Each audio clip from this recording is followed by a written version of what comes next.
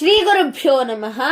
ಶಂಕರಾಚಾರ್ಯ ವಿರಚಿತ ಶ್ರೀ ಸುವರ್ಣಮಾಲಾ ಸ್ತುತಿಯ 11ನೇ ಶ್ಲೋಕ ಎಂದರೆ ಸಂಸ್ಕೃತ ವರ್ಣಮಾಲೆಯಲ್ಲಿ 11ನೇ ಅಕ್ಷರವಾದಂತಹ ಐಕಾರದಿಂದ ಈ ಶ್ಲೋಕವು ಪ್ರಾರಂಭಗೊಳ್ಳಲಿದೆ. ಈ ಶ್ಲೋಕವನ್ನ ಇಂದಿನ ಸಂಚಿಕೆಯಲ್ಲಿ ನೋಡೋಣ ಸ್ನೇಹಿತರೆ. ಐಕ್ಯಂ ನಿಜ ಭಕ್ತೇಭ್ಯೋ ವಿತರಸಿ ವಿಶ್ವಂಭರೋತ್ರ ಸಾಕ್ಷಿ ಭೋ ಸಾಂಬ ಸದಾ ಶಿವ ಶಂಭೋ ಶಂಕರ ಶರಣಂ ಮೇ ತವ ಚರಣಯುಗಂ.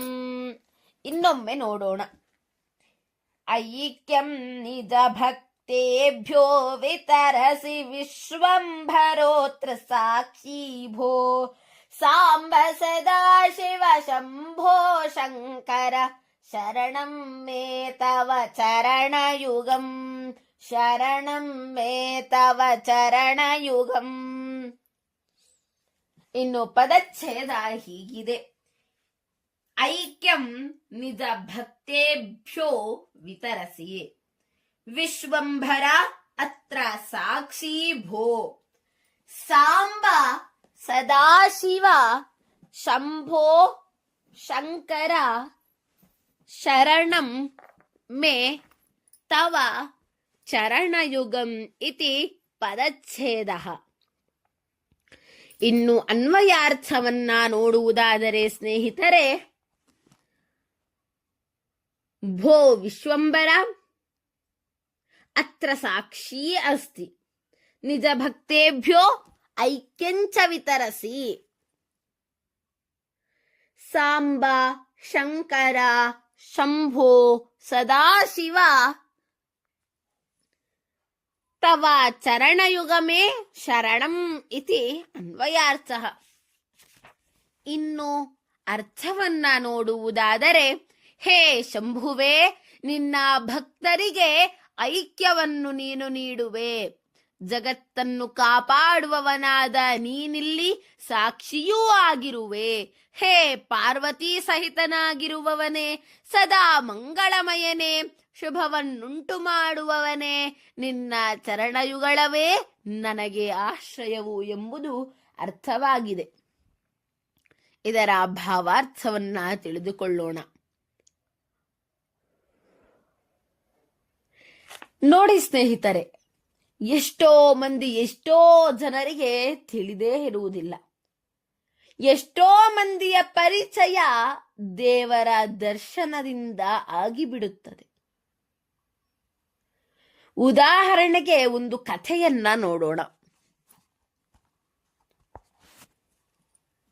ತಿಂಗಳಿಗೆ ಒಮ್ಮೆ ರಾಯರಪುರ ಎಂಬ ಊರಿನಲ್ಲಿ ಶಿವನ ದೇವಾಲಯದಲ್ಲಿ ಪ್ರವಚನಗಳು, ಭಜನೆಗಳು, ಮಂತ್ರಗಳ ಜಪಗಳು ನಡೀತಾ ಇತ್ತು.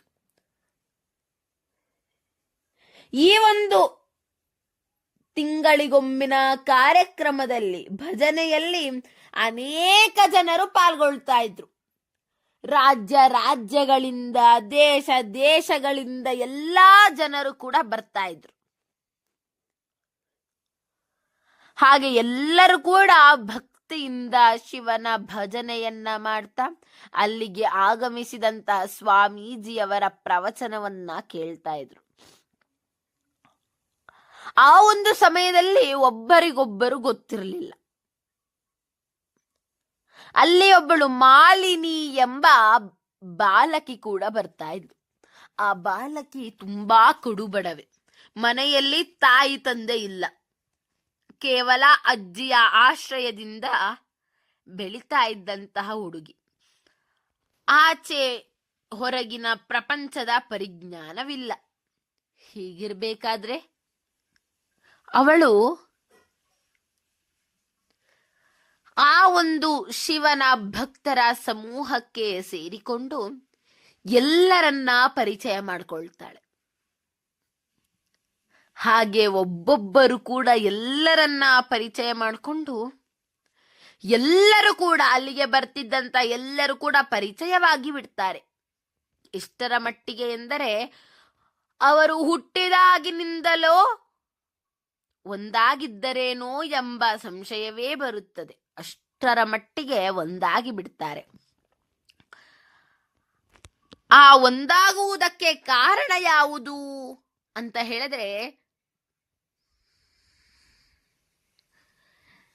ಶಿವನ ಭಕ್ತಿಯಿಂದ ತಿಂಗಳಿಗೊಮ್ಮೆ ಏರ್ಪಡಿಸುತ್ತಿದ್ದಂತಹ ಭಜನೆಯಲ್ಲಿ ಪಾಲ್ಗೊಳ್ಳುತ್ತಿದ್ದುದೇ ಕಾರಣವಾಗಿದೆ.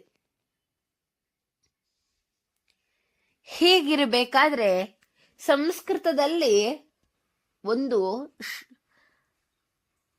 ಮಾತಿದೆ, ಸಂಘೇ ಶಕ್ತಿ ಬಲೀಯಸಿ ಎಂದು. ಒಗ್ಗಟ್ಟಿನಲ್ಲಿ ಬಲವಿದೆ. ಇಡೀ ಶಿವಭಕ್ತರ ಸಮೂಹವನ್ನ ಒಗ್ಗಟ್ಟಂತೆ ಮಾಡುವುದೇ ನಮ್ಮ ಶಿವ. ಅದಕ್ಕೆ ಪ್ರೇರಕನಾದುದೇ ನಮ್ಮ ಶಿವ ಎಂಬುದು ಈ ಶ್ಲೋಕದಲ್ಲಿ ಉಲ್ಲೇಖವಾಗಿದೆ. ಇನ್ನು ಜಗತ್ತನ್ನ ಕಾಪಾಡುವಾತ ಈತ. ಅವನು ಇಲ್ಲಿ ಸಾಕ್ಷೀಭೂತನಾಗಿದ್ದಾನೆ. ಹೇಗೆ ಅಂತ ಹೇಳಿದ್ರೆ, ನಮಗೆಲ್ಲರಿಗೂ ಕೂಡ ತಿಳಿದಿರುವಂತಹ ಕನಕದಾಸರ ಕಥೆಯನ್ನ ನೋಡೋಣ. ಆ ಒಂದು ದಿನ ಏಕಾದಶಿಯ ದಿನ, ಎಲ್ಲರೂ ಕೂಡ ಉಪವಾಸ ಇರಬೇಕಾದ ದಿನ. ಹಾಗೆ ಗುರುಕುಲದಲ್ಲಿ ಕೂಡ ಉಪವಾಸ. ಕೇವಲ ತಿನ್ನಲು ಹಣ್ಣುಗಳು ಮಾತ್ರ ಲಭ್ಯವಿತ್ತು. ಹೀಗಿರಬೇಕಾದ್ರೆ ಆ ಗುರುಕುಲದಲ್ಲಿ ಮಾತ್ರ ಏನೂ ಕೂಡ ತಿನ್ನಬಾರದು.